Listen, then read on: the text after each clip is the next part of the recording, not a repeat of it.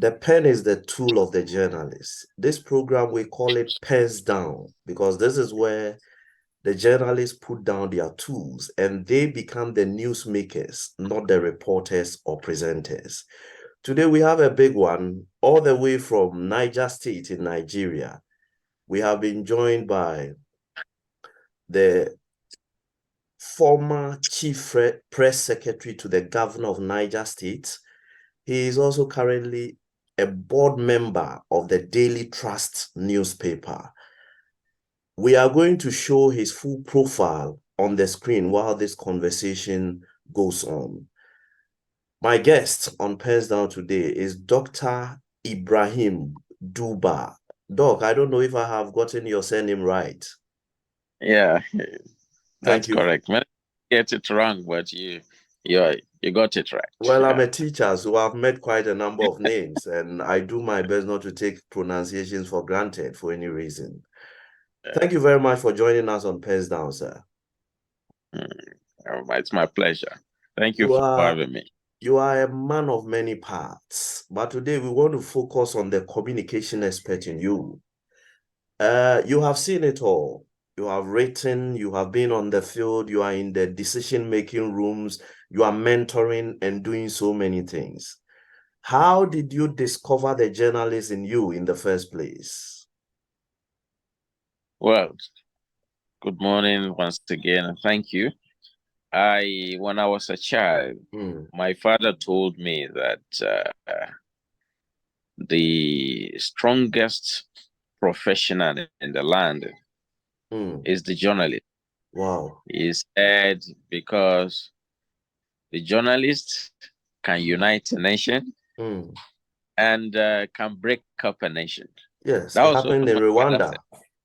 Rwanda. Yes, yeah, that's correct. That's a very good case in point. And my reaction was, if one person is this powerful, I want that power. That was that was my first interest in journalism. But like you said, other than journalism, I've done other things. So I never practiced journalism only. I Okay. did it along with other things. Yes. How many years in all would you say you have been in the field of communications or journalism specifically?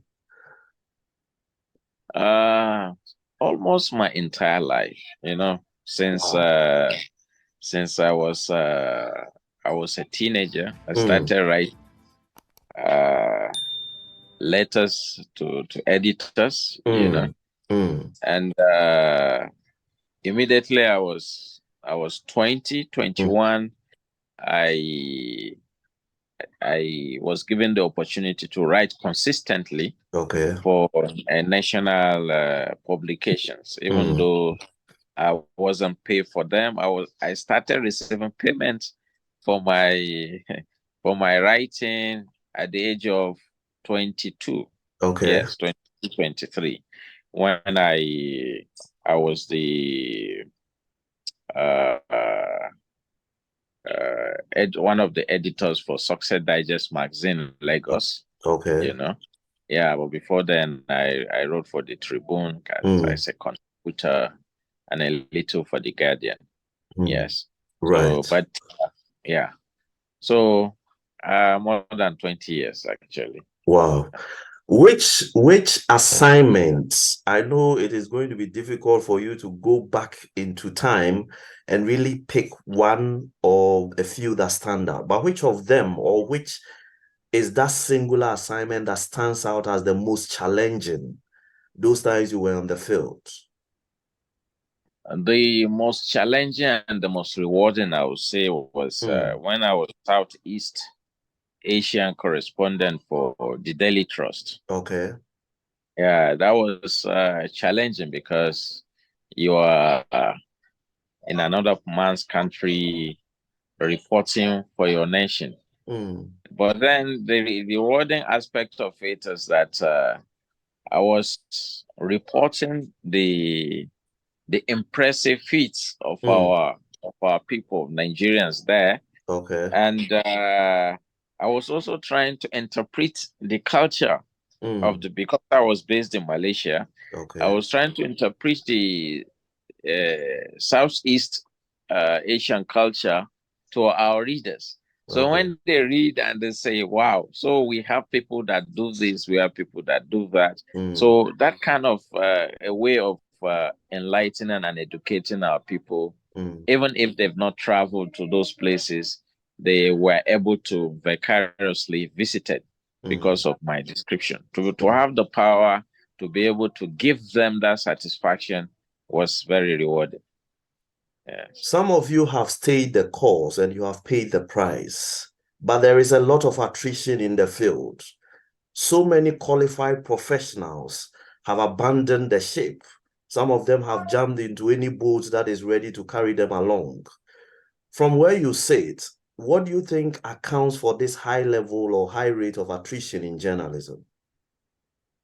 Well, it's a good question and a very complicated one to answer, because the obvious one would say there is not much money in it, and people are constantly looking for greener pasture. Say, why did the chicken cross the road? The obvious answer is that because there is better food across the road, Yeah. So that's what is happening. And another thing is the fact that the way journalism is practiced in Africa, it's a bit problematic. Some of our leaders no longer respect journalists the way they should, because some of our people, not all, have sold themselves.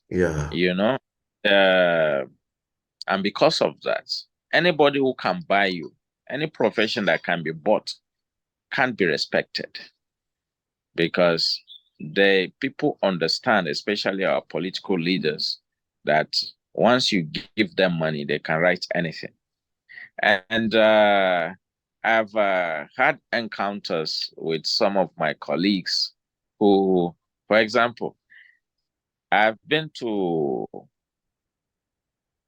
places where I deliver talks, maybe keynote speeches, and immediately I'm accosted by them. In fact, they literally waylay me that, hey, sir, your boys are here.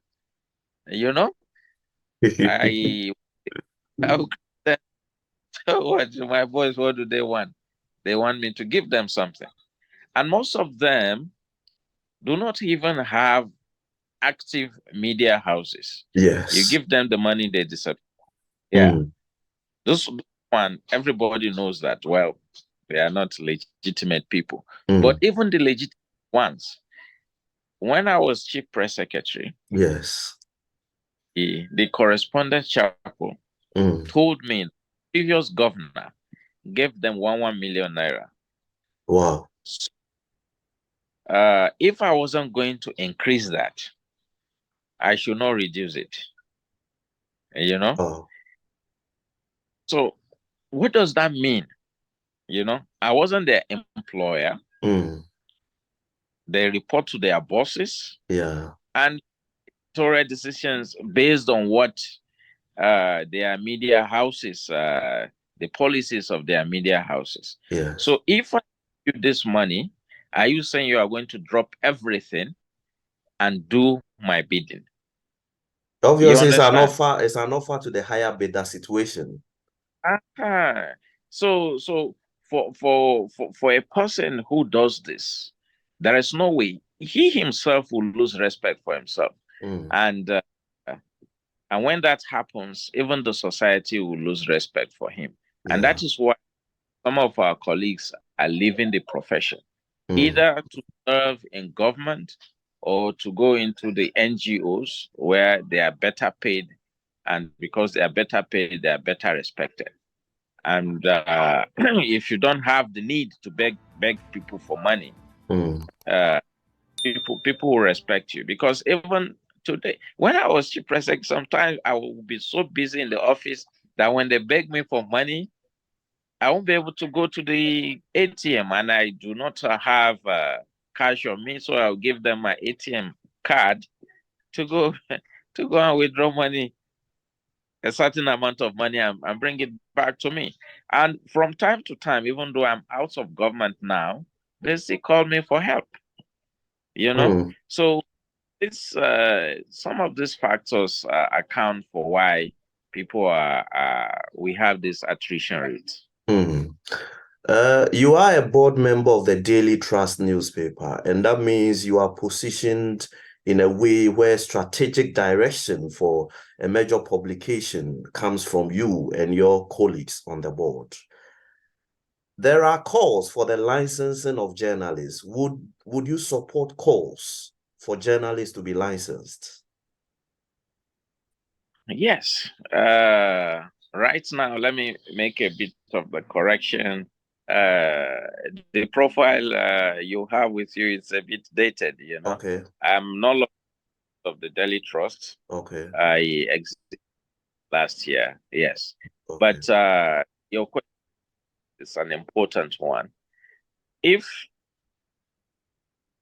we have, in the university, they made a distinction between a vocation and a profession. Okay. And I think journalism is a profession.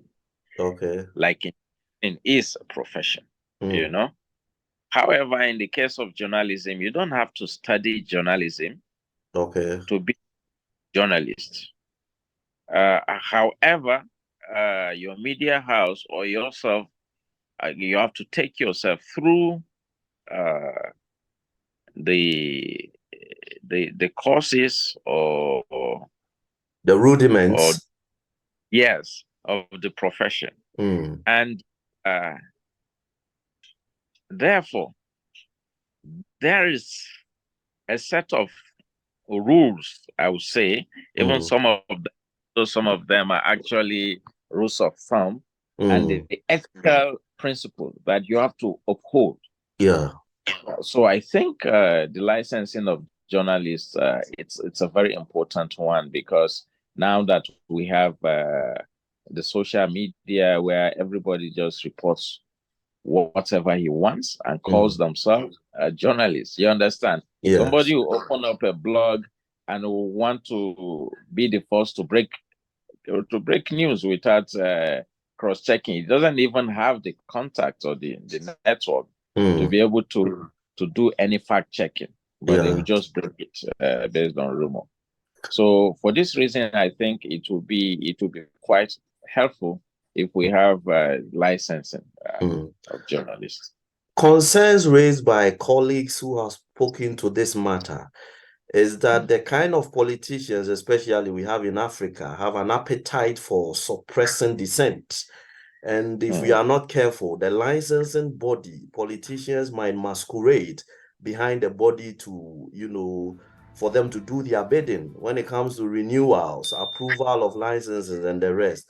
People that are seen to be critical of certain regimes might be frustrated from practicing. Is there not a downside to licensing of journalists? Of course.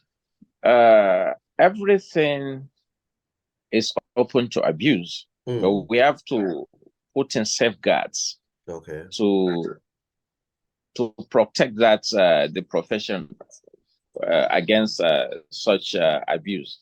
For example, we already have a kind of agencies that do that for the media houses.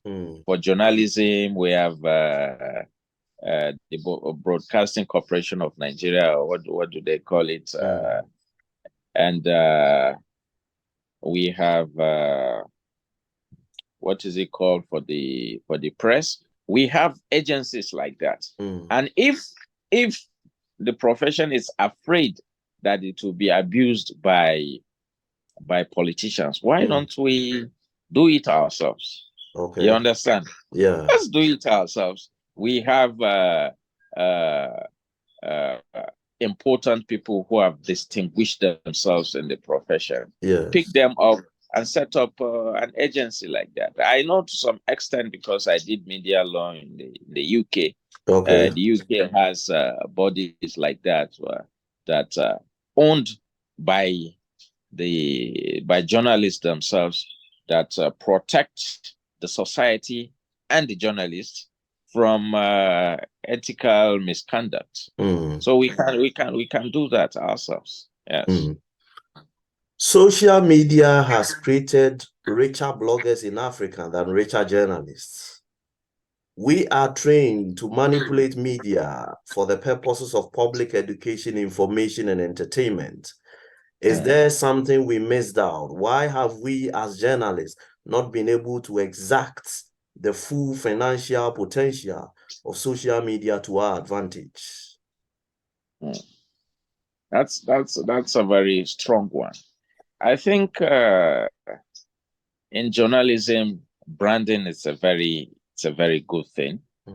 Once people you are known for your reliability and fearlessness, and truth speaking. People begin to trust you as a reliable source of information and entertainment, if that is what they want, and even education. Yes.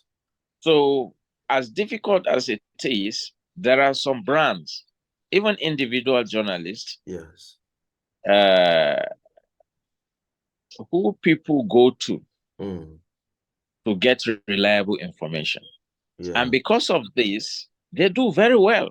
You understand? Even in your Ghana, I know a couple of friends like Samson Ladi, Yes, he's the host of a major weekend talk show in Ghana. Yes, and he's a lawyer, Samson Ladiayenini. Yes. And has won many awards, right? Exactly. Last month 2 months ago in May, we were actually in the same house. Oh, two of us were appeared in the same house because we were in the same leadership class as Penn Institute. Yeah. So it's a very good friend. Seth Boateng too. Seth Kwame Boateng. Yes. Multiple award-winning journalist. Yes. Who is actually a mentee to Samson. Oh, yes. Yeah. Yes. Yes.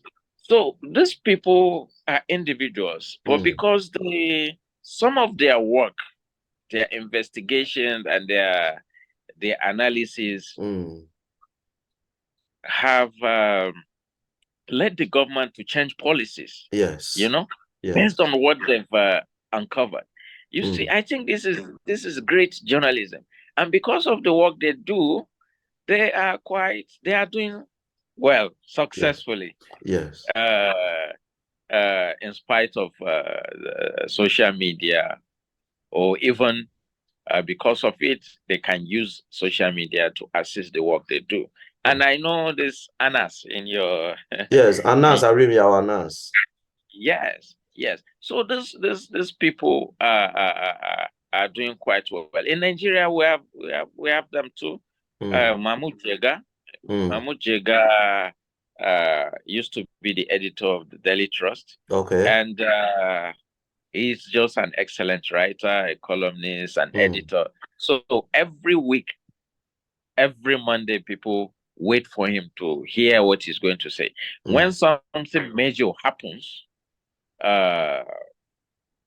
people want to hear from his side first. What is his own interpretation of this event. Then we have Kola Wale. Also, there's this day, he started his own online paper, online newspaper, and he's doing quite well. People respect him from what he used to write for this day. Now they followed him online. Wow. To wherever he set up shop, and they believe in this is because of the branding and the trust they've established between them and the audience. So I think the issue of branding is what is going to solve this problem. We know that people now, they are less reliant on the newspapers or the radio stations, or the TV stations, but we still have people that are, uh, let me say, that are believers in journalism. So we have to accept these people and reward their trust in us and give them what they want or what they deserve. You understand? Yes, sir. And in time, people will begin to say, okay, this guy is a stand-up guy. This media house, it's a good one. We can trust them. We can rely on them to tell us the truth. Will you say social media has redefined the frontiers of journalism? Social media has redefined everything. You know, it has redefined everything. It has redefined even crime. You know, yes. It has redefined even the clergy. You know, we have people who preach. Let me give you an example. There was a time that the Council of Imams of the FCT, the Federal Capital in Abuja, invited me to give them a talk on social media and how they can use it. I said, social media is a knife. You know, a knife, you can cut with it in the kitchen. Yes. And you can stab with it. That's true. Yes. It either becomes a weapon or a tool. Very good. So a knife is neutral. It's neither good or bad, you know. It depends on the person using it. So that is what I think of the social media. I told him that, look, you are one step away, like Jordan Peterson said, one step away from a million audience, and 2 steps away from a billion. Because I said, if you have 1,000 followers, your followers also have 1,000 followers each, then before you know, you've reached a million. That's right. So yes, so the reach of social media for journalism, as it's a positive thing. Yeah, but we also have negative things, people who erode the established principles of the profession, and the way some of our audience, a section of our audience, are very gullible. Once they hear it, that it's from a media house, even if it's an unknown media house, they just believe. You understand? So that is a challenge. That is a challenge. But like I mentioned earlier, even now, people will say, wait, let's wait for the people we trust, the journalists we trust, to tell us about this thing. So they wait, they are patient, they wait. But like I said, it has contributed positively and negatively, the phenomenon of this social media. With Nigeria as a sample size or a case study, what would you say is your assessment of the quality of journalism in Africa today?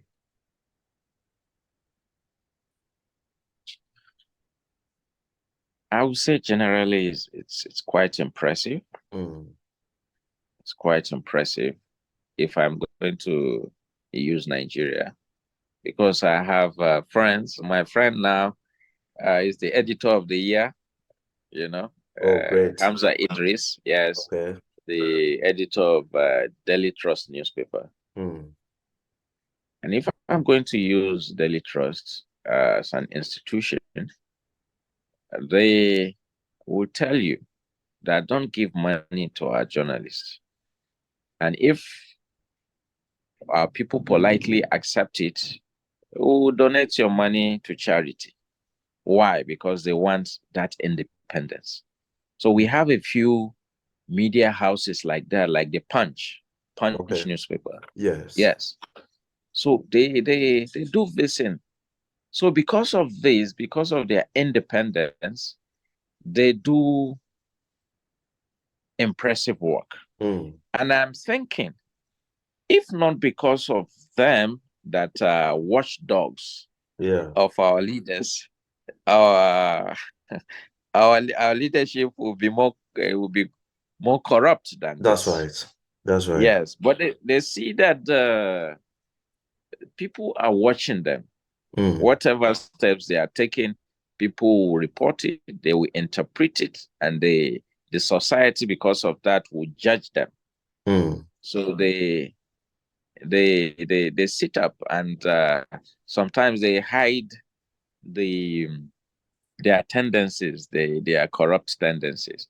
Without journalists, it will have been worse, because there won't be anybody telling the people what the leaders are doing, because that's what journalists do. Sometimes we say, the reason we call it mass communication is because we have the platforms and we have the tools to educate people en masse. So I think it's quite impressive. They said the largest room in the world is the room for improvement. Yes. So we have a lot of improvement to do, but I think they are doing well. Yes, not only in Nigeria. Well, like I mentioned, you are doing a great job. Your colleagues there, Samson, Seth, Anas, you are doing great. You think without people like you, the situation would not have been worse? So that's my general assessment if I'm going to give a pass mark. Yes.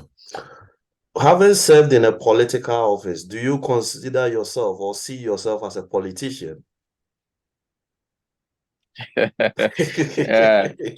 No, I tell people that I hang out with politicians. Well, yes, but I'm not a politician because I don't have the constitution to be a politician. Yeah. In politics, you have to allow the politicians, the members of the party, to dictate your policy, to dictate what you want. And some of these members, they don't know anything, So when they come together, this one doesn't know anything, this one doesn't know anything, and they come together, we have a room full of ignorance. And they tell you what to do with your office and with the resources you have. If you want to help people, they say, no, don't do it that way, do it this way. And because you are part of them and the structure dictates that you have to listen to these people because there's a structure. And that's how you win election. You understand? Yes. You have to listen to them sometimes. Even myself, I listen to them sometimes because they will tell you this is how it is done. Yeah. So if you fully embrace that, you are not going to do good work because most of the advice they give you is about winning election. But is it not their stakeholdership that gives them that sense of entitlement to dictate to you? Yes. You gave me the phrase sense of entitlement. Yes. I'm telling you, these people are entitled. Once you hold a political office, okay, the person that that replaced me as in this regime, I won't say directly because at least 2 CPS have come after me, but the person who is the CPS now wasn't known as a journalist. You understand? But now he occupies a political office. It's a political appointee. When I went home for Eid, I saw politicians around him already telling him what to do. This guy, it's a very good broadcaster, a very good professional, very competent. But now his political decisions will be dictated to him by this because they are stakeholders. And they can tell the governor, look, this guy you appointed on our behalf is not playing ball. Yeah, he's not you our understand? Man. Yes, but because the governor wants to be re-elected, we'll listen to them. That's true. So the CPS has to listen to them. So It's not a very good arrangement. Our leadership recruitment process needs revision. Really. What are your golden memories as a journalist and communications expert? Yeah, I think it's going to be a mentoring. You know, Yeah. when I see young people, Yeah. let's say a PhD actually, will come to you and say, I am now a PhD because of what I read, what you wrote and I read, you know? And you have decision makers, governors, generals in the army, who will tell you that you are doing a great job. And because of what you wrote, a certain thing was done. You made a change. And I think that is the bottom line of everything. You should be able to influence positive change, either in individuals or in institutions. So I think these are I can't say one golden memory. But we have a collection of them. So I always feel fulfilled when I hear something like this, because I don't think I've earned much from journalism. But so whenever you hear testimonies like this, you feel fulfilled that your work is not in vain. Yes. All right. If we are to roll back the hands of time, some 30 years, are you still going to choose the path of journalism? Yes, I think so. Yes, but I will do it maybe differently this time. And because some things, when you are shocked by some things, you didn't know that they existed, So one will come in with better preparation and how to deal with people, and the mistakes will have been corrected, and the impact will have been more powerful if one is better prepared. But I think yes, like I said, people are still doing a great job in the profession. The fact that you are seeking out people to synthesize their decades of experience and sharing it with your audience, it's a great job. Not everybody is doing that. The younger journalists are listening to you. They are learning so far. So when they come in, they will be better prepared. And this guy, Robert Greene, the author of the Laws of Power, he said there is no shortcut for hard work, except and in one case, if you take a mentor, then you have that will serve as a shortcut, because the contact he has, the mistakes, the tools he uses, he will teach you. And before you know, you can shave off even a decade of your steep learning and reach success. So what you are offering your audience, especially those people who want to be journalists, is mentorship. And they are going to benefit from it. It will benefit their career. So yes. Now, talking about mentorship, the position you occupy automatically makes you a mentor to many. I'm sure a number of younger journalists approach you for advice here and there. Are there professional dilemma situations or professional dilemma issues they bring to you? What are the prominent ones, and what really is the issue? Is there a reality that is consistently putting some of them off, or really they are seeking genuine answers to be able to forge ahead? Yes. Okay.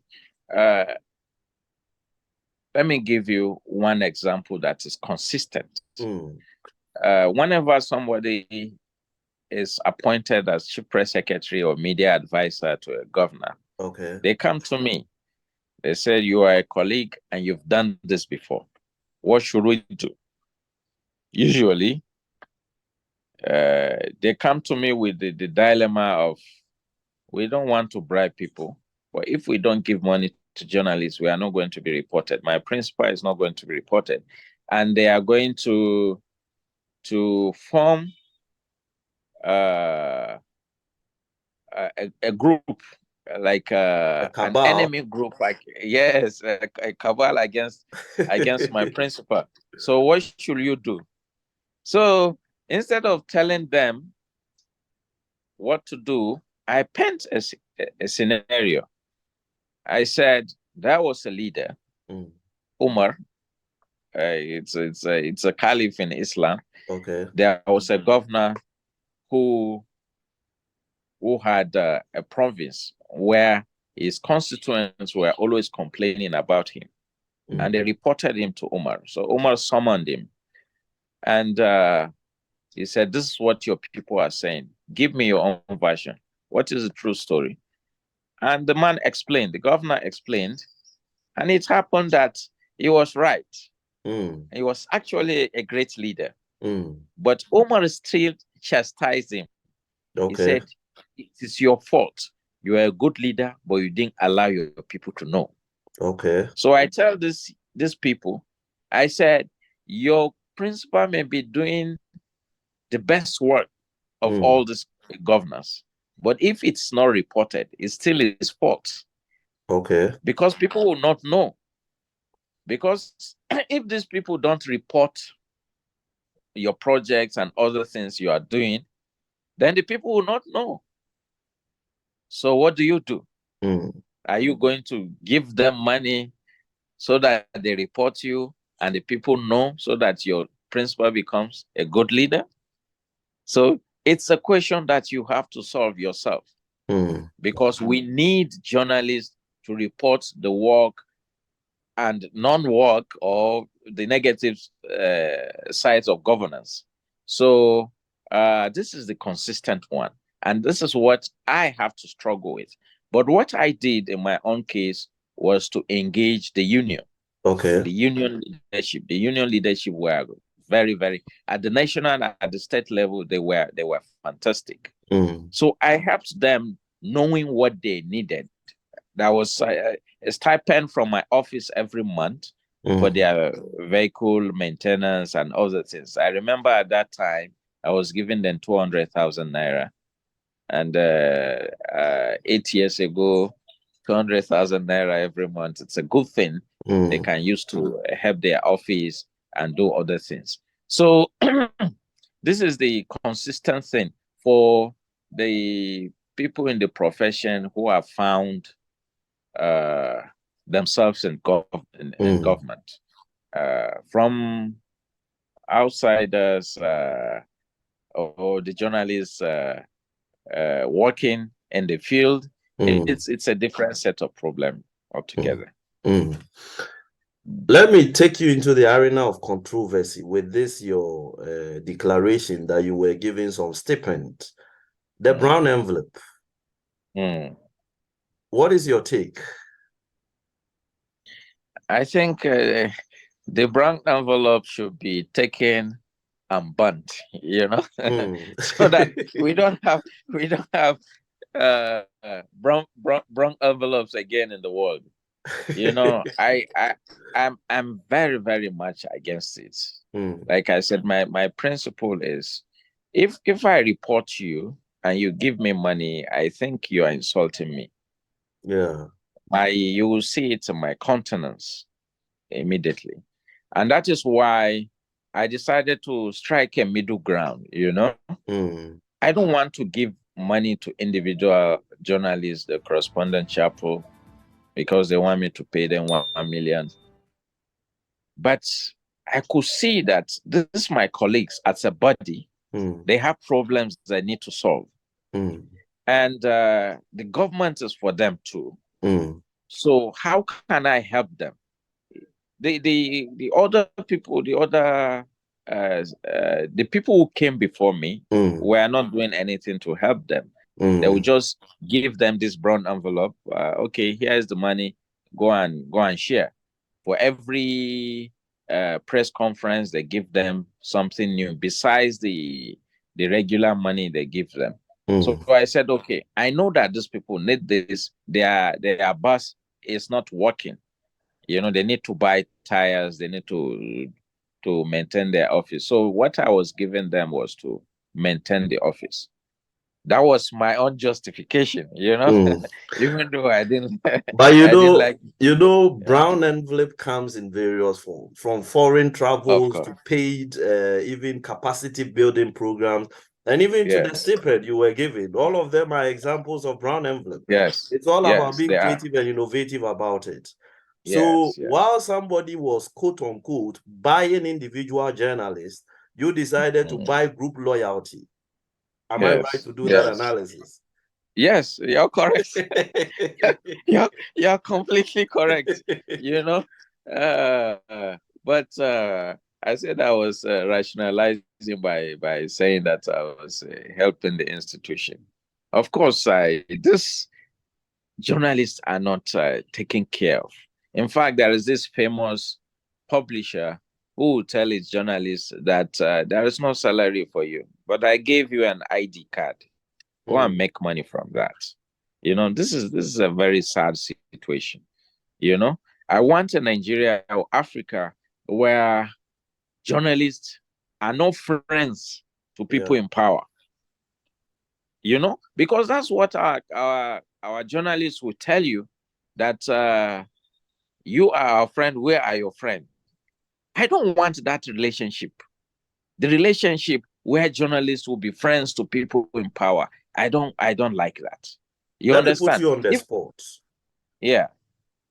Let's roll back to the time you were chief press secretary. Yes. If there existed a scenario like that, how would you have navigated the system? Actually, I told them that I don't want friendship of the journalists and my government, because we came in 2015 as change makers. In fact, that was the slogan for our campaign. We wanted to change everything, including the practice of journalism and how journalists related. And the first interface between my governor and journalists, he said, report everything, the good and the bad. That was what the governor said. That's for the optics, or? Of course. and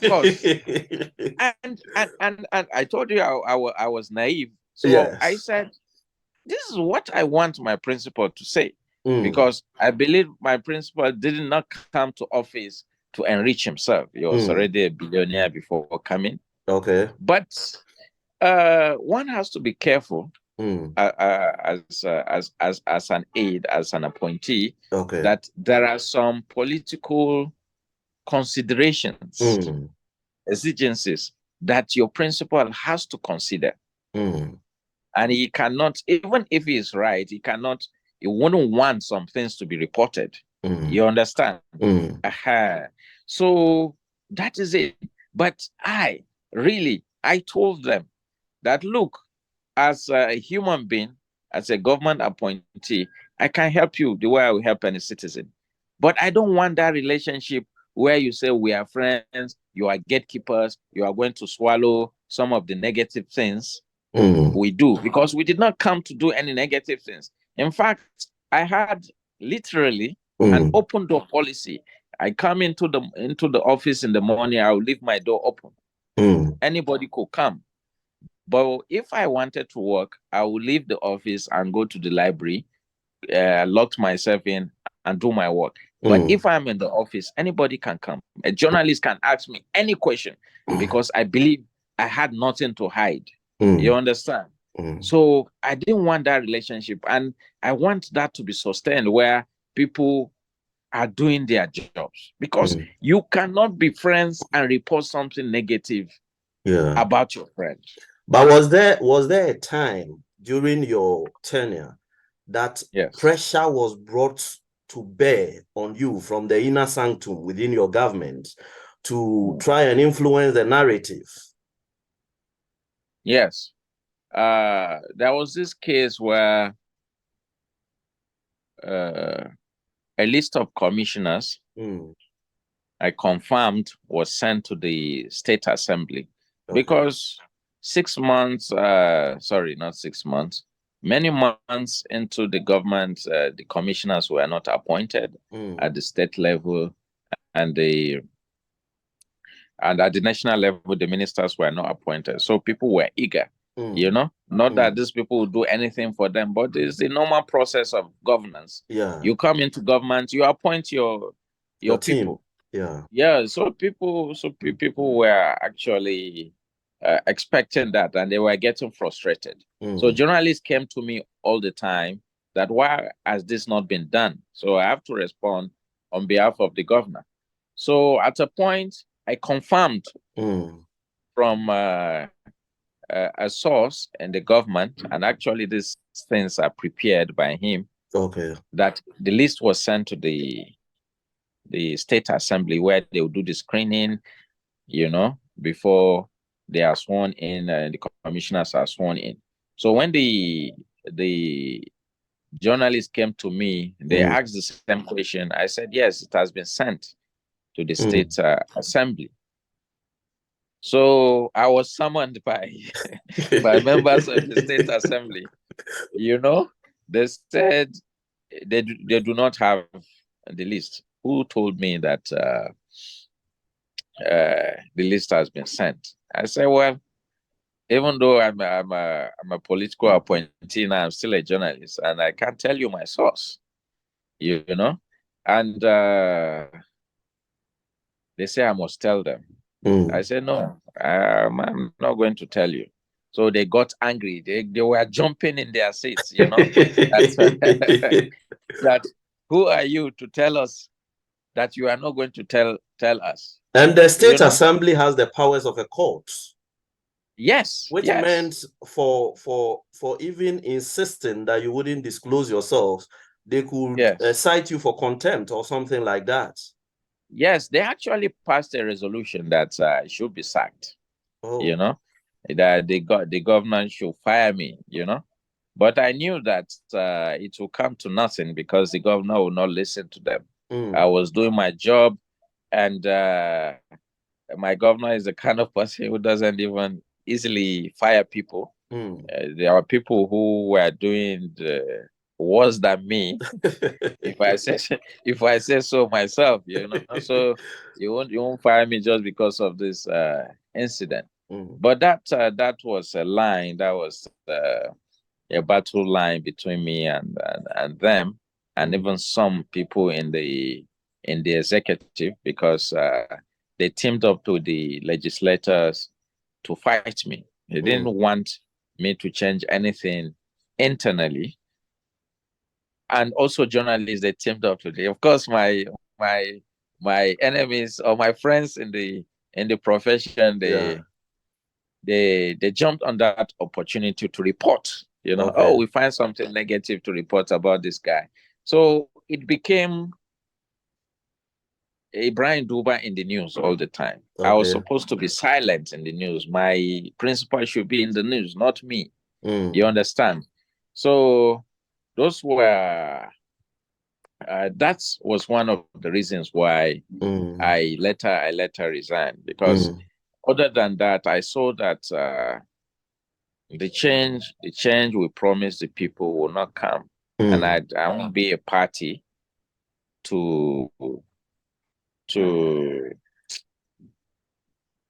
such nonsense, the business as usual, because I wrote against the status quo. So why should we maintain it?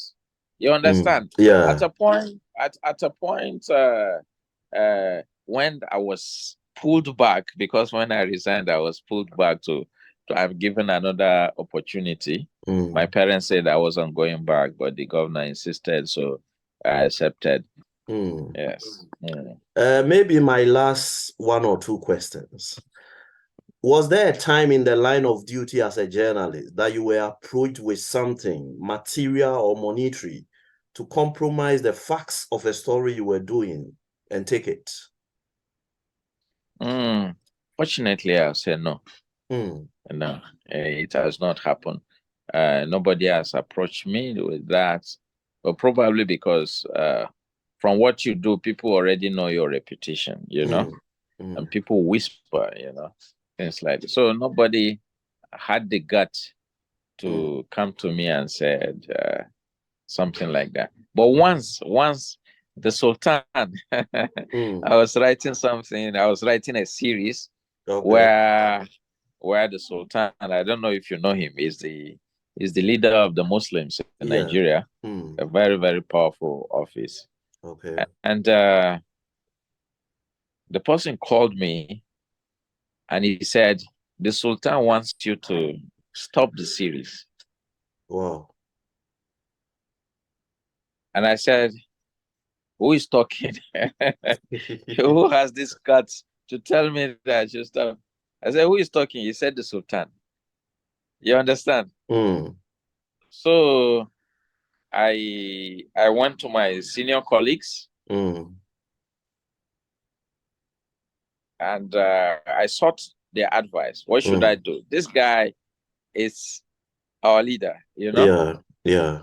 He may have his reason for asking me to stop because I was reporting on the interreligious problems. Okay. Yes, at that time. So probably he was trying to douse the situation. So he said they told me, my senior colleagues told me that there are so many things to report. It's not only this thing. It's so not just only this thing. yeah. So just stop it. So I did. I stopped. Yes. Wow. Yes. I think the first statement you made in respect of sometimes because of your posture, it is difficult for people to approach you with matters of bribe and other things. I hosted the special assistant to the Cross River State Governor, Ibraheem, on Friday, and he made quite a strong pointed statement. He says those who pay bribes know journalists to contact, or they know how to identify the corrupt in the media. Yes. Yes. You know, even as we have people who have a reputation for their integrity, we also have people who have reputation for, you know, you just, there's someone that when you give money, you recruit others for you. You don't need to contact everyone. You don't need to contact everyone. You just key people. Maybe key someone that is key to photojournalists, because every photojournalist in the media house knows it's a network, you know, other photojournalists or photo editor, every opinion editor has colleagues across the media houses who are opinion editors. So you just recruit one of them and you get every other person for you. Now, in the line of duty, were you ever threatened as a journalist? No. Because, you know, sometimes how we handle ourselves matters. I remember there is this retired general, a billionaire, who met journalists at the airport, or I would say the journalist met him, you know, as usual. And he was very hostile, you know, and he threatened them. And actually, I felt very sad that this guy would treat my colleagues in such a manner. But then I reflected. I said, it's their fault, because it was asking them what, why, you know. But obviously, he was used to giving them money. So he didn't take them for anything. He didn't even respect them as human beings, you know. So that was a very sad situation. So I didn't put myself in such situation where people would threaten me. But I understand that people are doing great job, but because of what they are going to uncover or the impact of their reporting, they've been threatened. Unfortunately, some were killed, you know. So I count myself lucky that I've never received I've never received such stress in my work. One of your books that has caught my attention, The Secret of Straight A Students. Yeah. Give us a 2-minute summary of what inspired this kind of writing. The title alone is mouth-watering. Yes. I was lucky that I topped many classes I went to, including Stanford University, when I did cybersecurity there. And I believe for everything, there is one technique that's the best, you know? And where learning is concerned, psychologists and researchers, they've uncovered that one thing in learning, and that is retrieval practice. Wow. It has been done to death. The research, when researchers tell you that something has been done to death, it's the theory has been experimented and it works, you know. Tried and tested. Yes, the retrieval practice is the best way, is the best technique that will give you the best bang for your buck, you know. So if two students, one is yours, one is mine, are subjected to the same learning material, the same condition, and the same time, maybe 30 minutes each, and I teach my own retrieval practice, and you use whatever method you want to teach your own student to learn. Mine is going to retrieve and recall the information more efficiently, effectively, and much longer. To keep things in your long-term memory, the best way to do that is through retrieval practice, because that's what we all want to do. We learn so that we can retrieve information in the future, right? Not just cram and give it back immediately tomorrow you've forgotten. So if that is what we want, and that is actually what we want, every student wants, the best way is retrieval practice. In fact, another research said that if you want to move a poor student from the bottom of the class to the top of the class, best way is retrieval practice. And the retrieval practice can come in different forms. The simple layman definition of it is you've done your study, or you went to a lecture and you come back. Yeah. So close the book or shut down the lecture and try to retrieve the information. Either verbally, or you write it out, or you teach somebody. You understand? And luckily for us, we have many of our textbooks that after teaching a concept, they give you many questions to answer, right? That's right. So that is it. The more of those questions you answer, the better. I have a friend in Canada who announced on his LinkedIn page that he just passed PMP, project management professionals. Yes. And I said, his name is Jamil. I said, Jamil, congratulations. You didn't tell me that you were sitting for this examination. So how did you manage it? He said, I did what you taught me. I said, what is that? He said, retrieval practice. So he just registered for a test bank. He did this for 3 weeks. And they gave him 900 questions, or similar questions he was going to be tested on. And he said he didn't finish all the 900. He finished 700 of such questions. Wow. And he passed as first sitting, Wow. So those who know that this is the way to pass, even professional examination certifications, even, this big tech companies, yes, they don't hire you, even if you are certificated, you are well credentialed, until they give you aptitude tests. If you say you know SQL, or you know any programming language like Python, they will give you a problem to solve, a number of problems to solve. So if you practice with retrieval practice, like one girl, Tino Ahyong, did before going to, I think, Facebook, she did that. She researched what types of questions she was going to be asked. during the interview. So she solved like 20 of them, 20 similar questions. When she got there, she passed. So in the book, I gave similar examples like this, the application of retrieval practice. And Dr. Ibraheem Dooba on PENSDOWN. I tell you, when you get somebody like this, you need 3-4 hours to be able to exhaust him for him to tell you, now I am tired, let me go. Because he has quite a wealth of experience and knowledge to share. Bring it on IT, bring it on communication, bring it on finance, and so many other areas, such a versatile personality. On PENSDOWN, we talk journalism journeys, but he's taking us even beyond that. Thank you, sir, for your time today. Thank you.